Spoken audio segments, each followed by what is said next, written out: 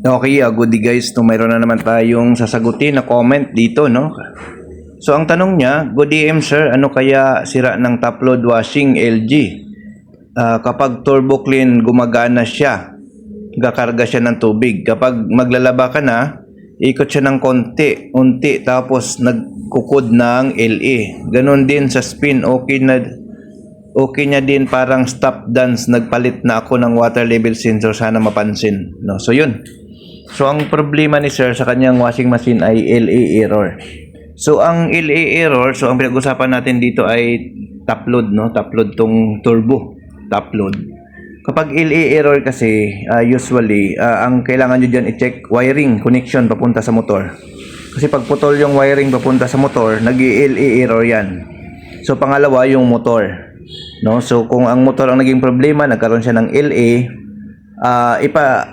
warranty nyo, kasi usually ang warranty naman ng washing machine sa mga motor ay 10 years, no? Doon sa mga LG, lalo na sa LG, no? Usually yan, pag LE, tatlo lang lagi ang dahilan yan.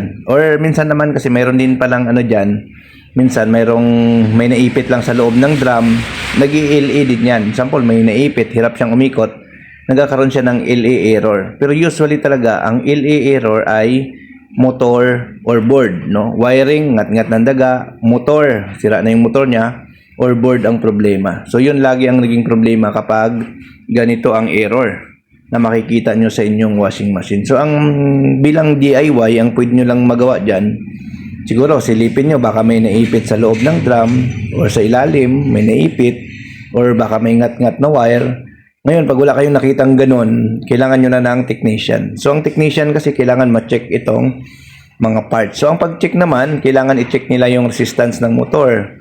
Pag nakita na good naman yung resistance ng motor, ibig sabihin, board ang problema, no? Kasi nga, ang motor natin, mayroon na siyang reading, resistance, tamang resistance. So, alam ng technician kung anong tamang reading ng isang good motor, no?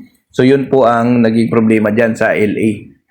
Kung ito naman ay front load, ang LE naman sa front load, minsan hall sensor, no? Mayroong hall sensor din sa front load, nagkakaroon din yan siya ng LA error, no? Sa front load. Or same scenario din, no? Pagdating sa LE, no? So, yun, no? So, sana makatulong po yung tips natin doon pagdating sa LA error. So, pag ang error kasi guys, ng isang washing machine, hindi yan nakaturo lang sa isang specific problem. Kailangan mo siya talaga himay-himayin kung ano talaga ang naging problema. Tulad yan, LA, pag titingnan mo yan sa manual, motor ang tinutukoy niyan or hall sensor. Pero usually, ang naging problema, board, no? So, yun po ang dapat ma-check kapag ganito ang error na na-encounter nyo. So, okay, no? So, comment lang kayo guys sa ating mga video dyan. Kung anong mga tanong nyo, sasagutin po namin isa-isa. I-explain natin para magkaroon kayo ng idea kung ano talaga naging problema ng inyong mga washing machine. Okay, thank you. Bye-bye.